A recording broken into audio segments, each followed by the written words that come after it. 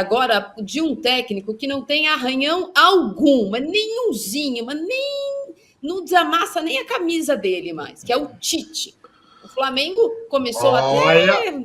Há controvérsias, hein? Há controvérsias sobre essa coisa sem nenhum arranhão. Bem pouquinho, Renato, aquele que você nem põe em band-aid. Começou a semana passada frustrando um pouco as expectativas, é verdade. Não jogou bem, mas vencia, com um jogador a mais e tomou um empate. Mas aí voltou, foi campeão estadual, ninguém mais lembra disso. E a estreia de verdade do Melver é hoje, às 9h30, no Maracanã, que estará lotado para assistir Flamengo contra o Palestino. Se não fizer mais de 3, amanhã não é nem assunto nesse programa, Renato. Não, aí é que é assunto. Aí é que vai ter muito assunto, entendeu? Menos que 6, hoje eu não comemoro. Menos que 6, eu vou repetir, menos que 6, o Flamengo vai sair de campo com um gosto de cabo de guarda-chuva na boca, como dizia a minha avó. Porque a verdade é a seguinte, esse palestino tomou de 4 do Bolívar fora da altitude. Fora da altitude. Esse sim é a baba do boi cansado. Então, o Flamengo, eu discordei da história, brincando, é claro, da não ter nenhum arranhão, porque eu me lembro, sim, da estreia na Libertadores, onde eu acho que o Tite foi muito mal. O Tite substituiu todo o lado esquerdo da defesa do Flamengo a título de poupar o Léo Pereira. E aí não botou o Léo Ortiz, o Vina teve uma atuação muito ruim, e foi por ali que o Flamengo acabou cedendo o empate, que tinha obrigação de ter ganho aquele jogo, principalmente depois de ter feito 1-0 e o adversário ter ficado com 1 a menos. Eu acho até que se não tivesse tido gol nenhum, tivesse sido 0-0, e o Flamengo tivesse mantido aquela atuação meio lusco-fusco, você até podia dizer, um empatezinho fora, não é tão ruim. Mas o Flamengo teve o jogo na mão. O Flamengo teve o jogo na mão e deixou escapar, né? Muito por causa das improvisações do Tite. Improvisações não, a poupar do Tite. Resolveu poupar o Ayrton Lucas, resolveu poupar o Léo Pereira, e em vez de botar o Léo Ortiz, que deve estrear hoje, meteu o Davi Luiz, o nome do equilíbrio do grupo. O nome do... Como é que o Tite chama, meu Deus? Agora me esqueci o nome. Um daqueles nomes estranhos que ele usa para dizer que meritocracia. Todo mundo... Meritocracia. Não, a meritocracia não é, Renan. Porque meritocracia, o Davi Luiz não é o terceiro zagueiro da coisa. O Davi Luiz hoje em dia é o quarto. Na verdade, é o grupo. É o grupo. O grupo tem que estar junto. O mesmo sentimento que fez o Tite levar o Daniel Alves para a Copa. Mas, enfim, dessa vez, depois o Flamengo veio, ganhou o campeonato sem uma grande exibição. Vamos ser francos. 1-0 contra o Nova Iguaçu no segundo jogo. Foi longe de ser uma grande atuação. Mas aí muita gente pode dizer, já estava ganho, tirou o pé. Tá? Então, a verdade é a seguinte, Mr. Adenor, professor Adenor, Mister só existe um. Professor Adenor, a partir de agora, a questão é a seguinte, bota esse time para jogar. Nós queremos ver esse time jogar. Ganhar campeonato carioca com números espetaculares foi muito bom. Parabéns para você. Mas agora que a giripoca canta, agora que é Libertadores, que é brasileiro e que é Copa do Brasil, tem que botar esse time para jogar. Hoje, falando sério, não estou brincando, o que a torcida espera é uma tremenda goleada e um show de bola. Menos que isso, a torcida vai sair zangada. Porque o adversário é fraquíssimo, o Flamengo vai jogar um time praticamente todo titular. Há pequenas dúvidas, assim, quer dizer, o Léo Ortiz a gente já sabe que vai jogar e vai jogar no lugar do Fabrício Bruno, o que é compreensível, o que é uma boa medida, porque o Fabrício Bruno é disparado o jogador do Flamengo que mais tem jogado, porque ele jogou todos os jogos do Flamengo e mais os da seleção. Então é normal que ele descanse e a torcida está ansiosa para ver o Léo Ortiz, pelo qual o Flamengo pagou uma grana preta e viveu uma autêntica novela. Então joga o Léo Ortiz, talvez jogue de novo o Vina, numa medida que, se o Tite implantar, eu vou achar legal, porque eu acho que o Vina é um ótimo jogador que teve uma péssima partida. Então, você tem que botar para jogar de novo, para a torcida do Flamengo ver que o cara é bom mesmo, que não foi aquele desastre que foi lá em Bogotá. E especula-se também uma possibilidade de Bruno Henrique no lugar do Luiz Araújo. Vamos ver. De qualquer maneira, o resto do time é todo força máxima, joga Pulgar, joga Dela Cruz, joga Arrascaeta, enfim.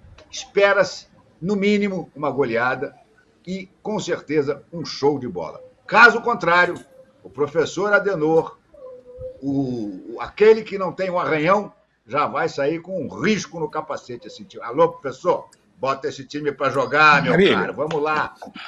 Fala, Marco Antônio. Ô Marília, mas é sempre o treinador que é culpado? Vai escalar um timaço aí, Rascaeta, De La Cruz. Se os caras não jogarem, a culpa é sempre do treinador.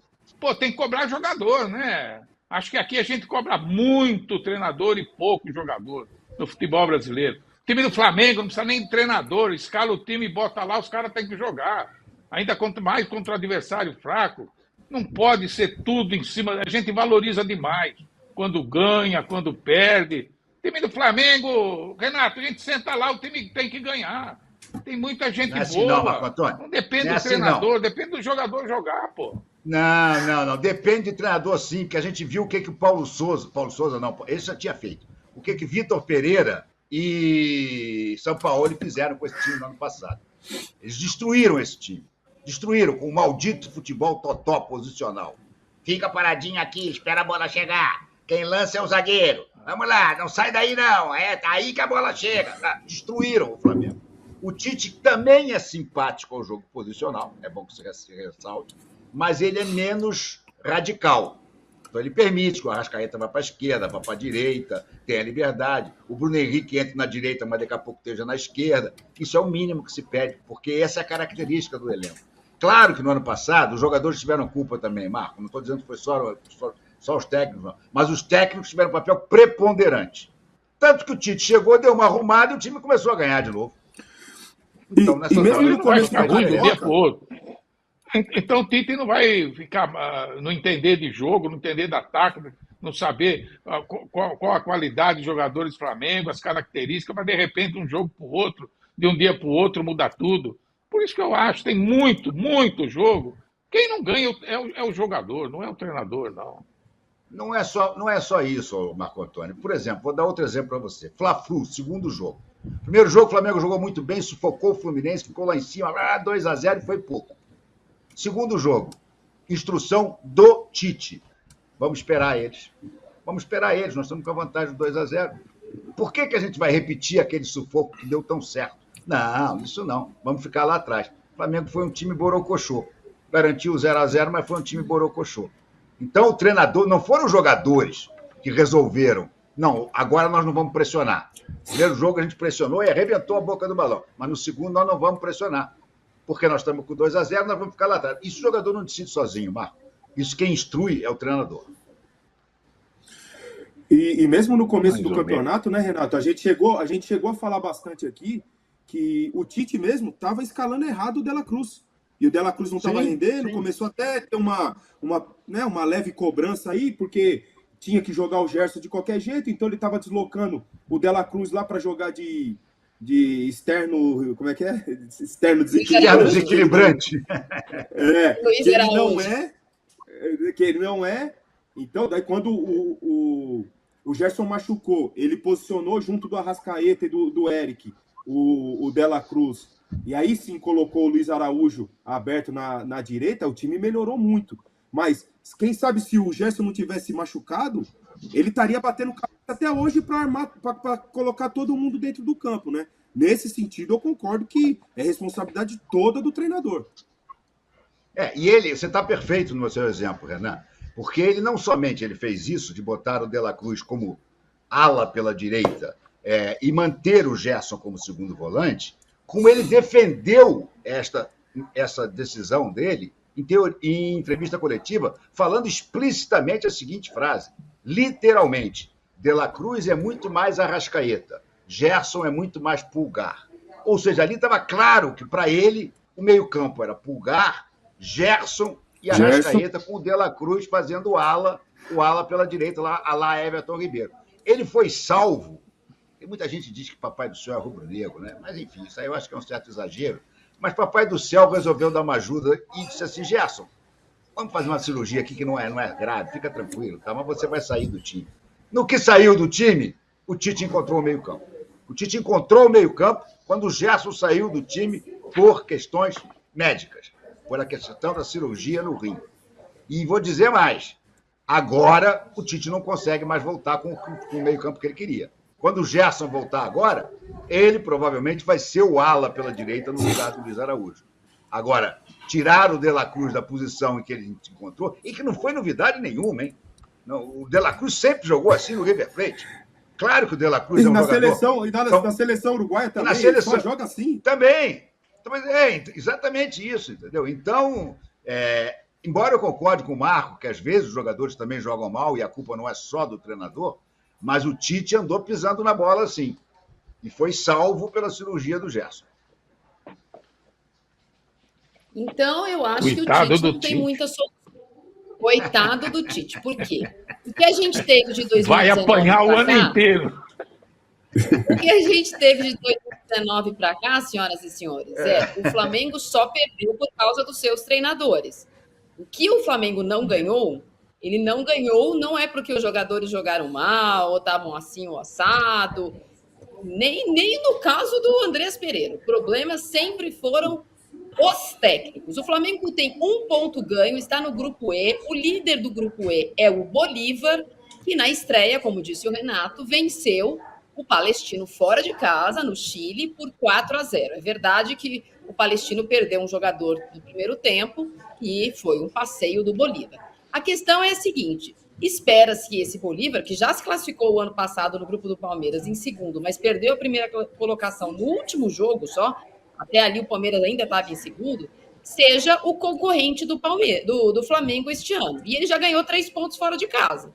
Então o Flamengo vai ter que ganhar 3 pontos fora de casa, porque parece que talvez o Bolívar possa chegar a 12. Que o Flamengo consiga empatar com o próprio Bolívar lá no céu, a 3.000, quase 700 metros de altitude. Então, como disse o Renato, não tem opção. É de 4-0 para cima. O Bolívar joga amanhã em casa com o Milionários e pode chegar a 6 pontos. Já tem um saldo de gols muito interessante. Aí eu pergunto para vocês. O Flamengo não pôde inscrever o Carlinhos. O Flamengo só tem um jogador que faz gol toda hora, é o Pedro. Mas dá para o Pedro jogar 15 jogos em 50 dias e ser o único atacante do Flamengo a usar? Ou o Tite, apesar de ter achado o time, vai ter que achar um substituto para o Pedro, de vez em quando? Ô Marília, ele está um pouco descobrindo já esse substituto, que é o menino Lohan, que é a grande joia da base dessa nova geração do Flamengo. É um jogador até que tem chance de ser vendido na janela. Já tem uma opção de clube da Premier League, da Espanha. E até o Arrascaeta tem proposta, hein? Não, mas essa proposta do Arrascaeta é para caçar clique. Essa não tem a menor chance. Pô, 15 milhões de euros, imagina. 15 milhões de euros, o Arrascaeta não vai nem tomar café. Entendeu? Então, o Lohan pode ser essa opção. Lembrando sempre que existe a segunda opção também de um jogo, porque o Lohan não é centroavante. O Lohan é tipo camisa 10, mas ele faz muito gol, ele pode ser improvisado. Assim como pode ser improvisado também o Bruno Henrique, que esse já jogou algumas vezes de centroavante e é um cara que mete gol. Vimos no último jogo o golaço que ele fez de perna canhota, e ele é destro. Mas, enfim, são as opções que o Flamengo tem. O Carlinhos só vai entrar na segunda fase da Libertadores. Depois, quando começarem os matas-matas, entendeu? E o Carlinhos também não pode disputar a Copa do Brasil. O Carlinhos fez um jogo pelo Nova Iguaçu contra o Internacional. Então, ele está fora da Copa do Brasil inteira. O Flamengo vai ter problemas ali, principalmente se não se conseguir o efeito suspensivo com o Gabriel, ou se reverter essa suspensão no CAS daqui a sei lá quantos meses, 4, 5. É um problema, é um problema para o Flamengo e o Tite está pensando já no Lohan como essa solução. Tem dito para dentro do clube, né, que o Lohan tem agradado, tem enchido os olhos dele. Marília, o Pedro, é lógico que tem um desgaste, é muito jogo para pouco tempo, mas o Pedro deve ser o jogador que menos corre no Flamengo, viu? O Pedro joga paradão lá na frente, diferente do desgaste do meio-campo, jogadores de meio-campo, uns alas. O Pedro fica ali na sobra, o espaço que ele desenvolve o jogo dele é pequeno. Pedro é o mais estático dos jogadores do Flamengo, né? Nenhuma crítica. É a característica dele, o esquema do time. Mas tem pressão, é uma impressão que eu tenho que é o que menos desgasta. O maior perigo do Pedro é ser convocado pelo Dorival para a Copa América, né? Acho até que não será, não tem dado essa pinta, mas o Dorival gosta do Pedro. Se de repente ele, fulano machucou, o Flamengo corre o risco de perder o Pedro para a Copa América. nossa enquete, a gente fala sobre o Carpini pressionado ou não. Pressionado ele está, se ele deve ficar ou não, dada a situação e o que o São Paulo tem jogado. Pelo que a gente acabou de ver aqui, se o Flamengo não ganhar de 6, Marco Antônio, na manhã a enquete é o Tite tem que ficar ou não. Porque está aberta a temporada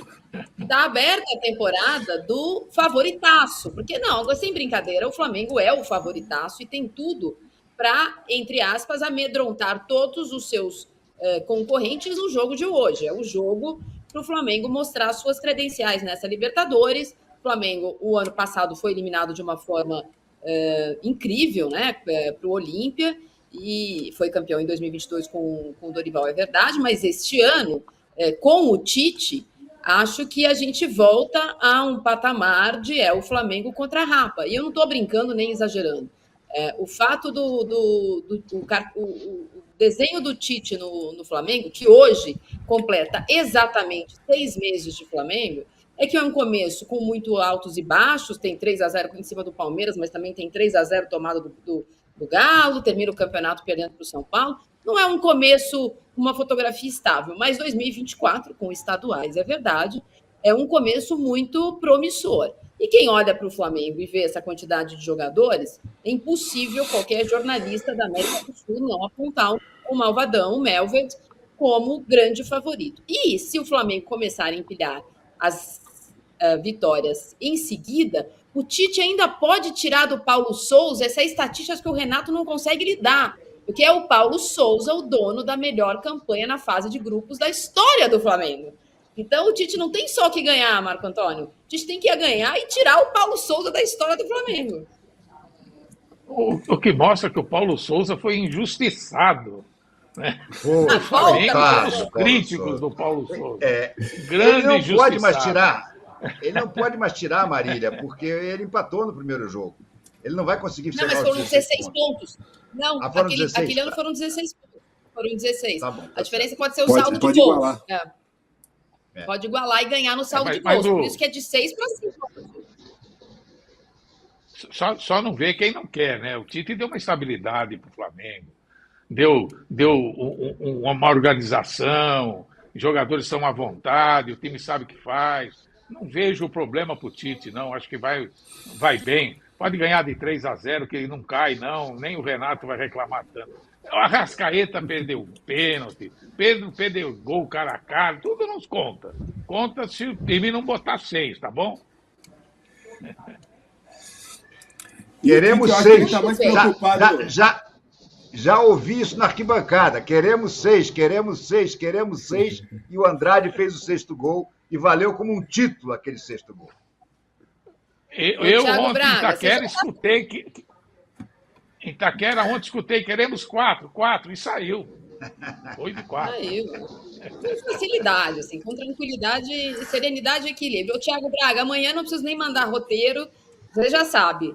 De 6 para baixo, o programa aqui é a manchete. Crise no Melved, fora Tite. A enquete vai ser essa, já está mandado o roteiro de amanhã, caso, que não vai acontecer, mas caso isso aconteça.